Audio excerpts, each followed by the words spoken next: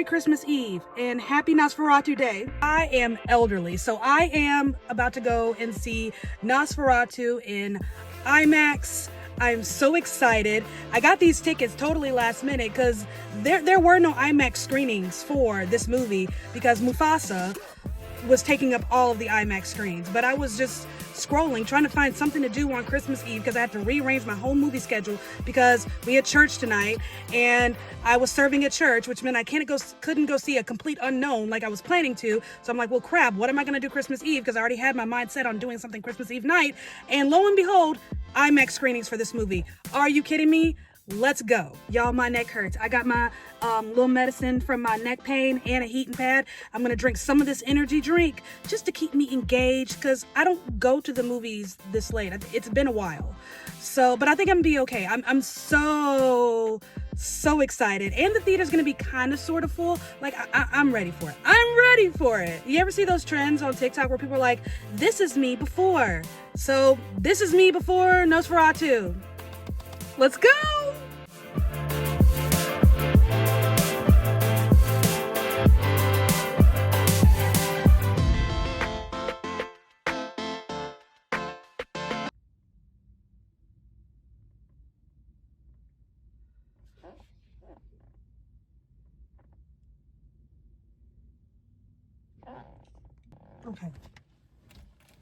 Okay.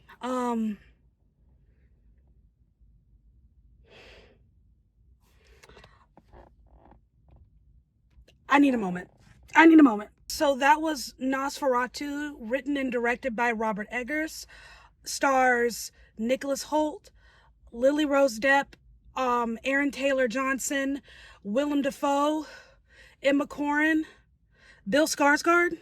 So this is so this is a remake of the 1922 silent film German Expressionism. It's a adaptation of the novel Dracula. There's a whole controversy with it, but we don't have that kind of time. But so this is basically Dracula. But when they were adapting this thing in 1922, they didn't have the rights, so they just changed a whole bunch of names. So Orlok is Dracula. You have Thomas, what's his name, who is Jonathan Harker, and so on and so forth. So basically, this is Dracula. But we are now in 2024, and Robert Eggers, who is just a master of shadows, He wanted to do this early on in his career, and I think it's a good thing that he waited, got a little more experience under his belt, figured out what he enjoyed in terms of cinematography and costuming and whatnot, because I think if he had done this earlier instead of now, it would not have been as good as what I just saw. I am disturbed. I feel violated. I think I liked it. I don't know. I am judging myself so hard right now. That was disturbing as hell, but it was gorgeous. Like, that was equal parts beautiful and disturbing. That was just very difficult to watch in some ways, but also I couldn't take my eyes off of it. The cinematography, my God, if this is not nominated for Best Cinematography at the Oscars, oh my God, the imagery, the black and white, the mock black and white, because this is a colored film, correct? It was 2024. And the way he basically recreated black and white by using shadows and snow and clothing, but also like paying homage to the kind of the black and white sepia-ish kind of tone of Nosferatu, the original, and adding in a little bit of brown. The standout here is the cinematography. It's absolutely stunning. It's gorgeous. It's beautiful. My God, there are certain shots where it's just like, who thinks of, who has the kind of mind to think of something? It's almost like there are pieces of this movie I want to just like press pause, screenshot, and then blow it up and then put it on my wall. Just absolutely gorgeous photography. I can't stress that enough. My God. Oh, I'm supposed to sleep? Who sleeps? I can't. That's going to sit with me for days. I have to watch that again. Oh my God, what an absolute Travis, I'm so glad I watched this tonight because I was nervous about, oh my Lord, it's 9:15. I don't watch movies late like that anymore. Am I going to be able to stay awake? And am I going to be able to keep pace, keep up? I really did not need that energy drink. Could not take my eyes off the screen. That was disturbing. We already said that. But it's an absolute tragedy that there are no IMAX screenings for this. Mufasa has all the IMAX screenings, which is so stupid because nobody's seen the dang movie. So in IMAX anyway. So this needs to be seen on the I cannot stress enough. If you cannot get this on like Dolby Digital, Prime, IMAX, there's no point in watching it. You need to see this on the largest screen possible with sound that is just superb, because this is equal parts beauty in terms of visuals and also just disturbing in terms of sound. Bill Skarsgård, my God! I had expectations. I expected this to be good because it's Robert Eggers and he's disturbing as I don't know what, but he's also a fan of just kind of, dark and mysterious lighting. If you saw The Northman, so much of that film looks like it was shot in candlelight. So he's not afraid to get dark and mysterious. He's not afraid to kind of almost use the structure of people's faces to create shadows. I mean, you got cheekbones everywhere. Damn. But it's just, am I making any? I'm not making any.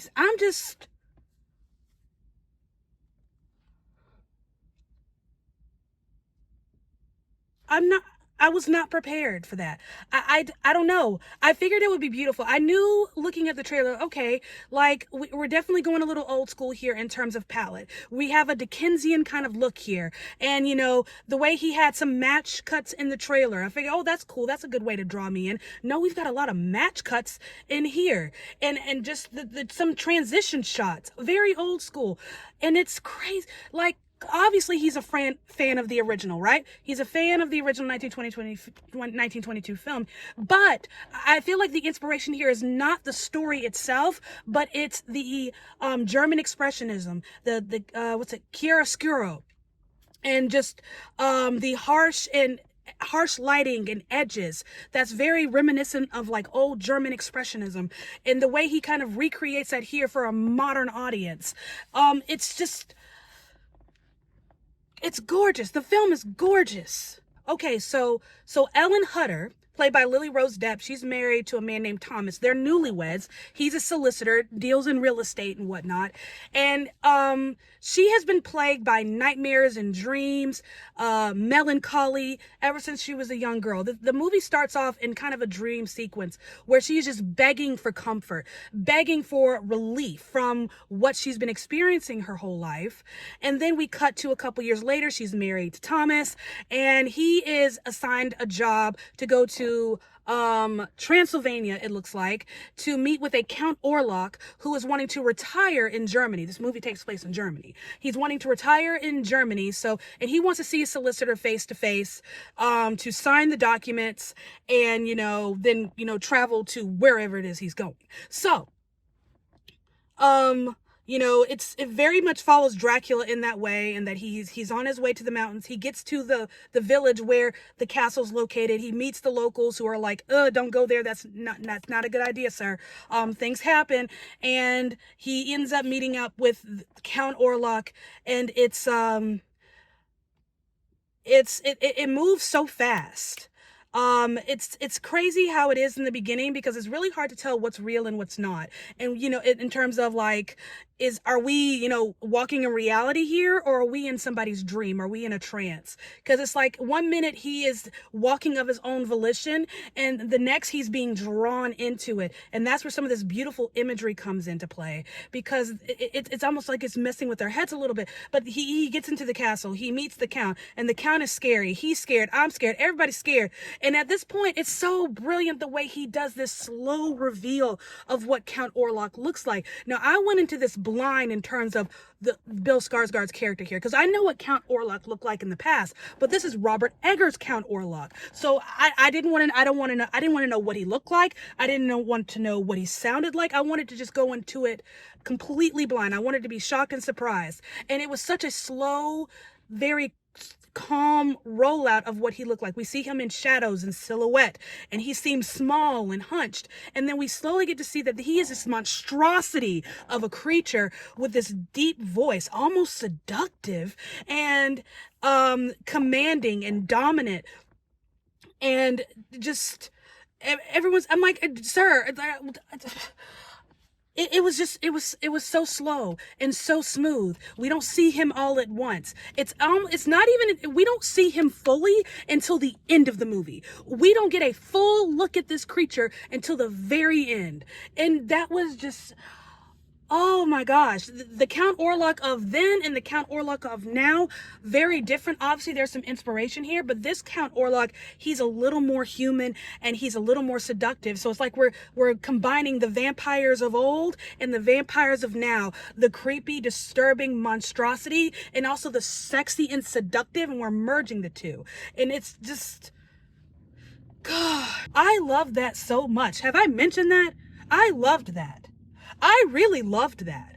I feel I'm mad at myself that I love that, because again, that was disturbing. That was there are parts of that are just hard to look at, hard to watch. It's kind of bloody, a little gory, and it's just Lily Rose Depp. Give the girl her flowers. What a performance. What a commitment.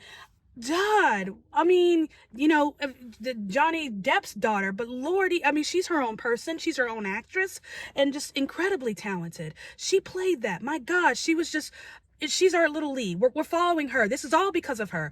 She's our navigator and she's our storyteller. And this is all from her imagination, her reality, where it all kind of revolves around her. And she really just kind of commanded the screen. She was just, lovely. And not just like she's the perfect actress to really kind of push this out, but also just the way she looks. Because, Lily Rose Depp, she's absolutely beautiful, but she is very thin in the face, right? High cheekbones, sunken eyes, naturally. And it just fit. It just made sense. They were able to take her natural beauty and sink her back a little bit. I don't know how else to make that make sense, but she was amazing. Nicholas Hoult, he's always amazing. Willem Dafoe is disturbing as he's always been, but Bill Skarsgård, congratulations, sir. I'm so happy for you. What a crappy year he's had, because he had Boy Kills World earlier this year, which wasn't all that good. He was in The Crow, which we all know was terrible, and then he redeemed himself with this, but this is what he's good at. He's good at just going into a character and completely disappearing. He's good at those transformative roles where you don't see him at all, where you almost find yourself looking for him. And I think that's what makes his Count Orlok so interesting, is because he looks like he's a monster, but he looks, and you're almost searching for humanity. You're searching for a reason. Ugh. The writing. Have I talked about the writing? Now, I will say outright, if you're not familiar with like British literature and the sentence structure of that time, the writing and the dialogue, it might take you a minute to kind of get with it, to understand what everybody's saying, but it's poetic and it's so beautiful and it's sweet and it sounds like literature. I'm obsessed with it. It had me nerding out in my seat. It's beautifully written, beautifully structured. I love the dialogue here. There is a moment where, Lily Rose Depp's, her character, Ellen, is just starting to crash out. And it's just, God, the camera work in this. I'm going on tangents. That was unsettling. That's the kind of horror that makes you uncomfortable. And, that sits with you and lingers a little bit. These are the kinds of movies you dissect and you study. I'm obsessed. I love that. I absolutely love that. I have seen a lot of movies this year, and I have not seen a movie twice. I've only any movie that I've seen in theaters, I've only seen it once. I might have to go watch that again. If that movie just happens to get any more IMAX screenings, I'm taking advantage. I have to see that again. Like that was stunning. It was absolutely stunning. Visually, the sound, the dialogue, the acting was so good. Just the commitment to detail in terms of production design, costuming, visual effects, the makeup, God, his costume, his whole body, Lordy. That was cinema. That was cinema.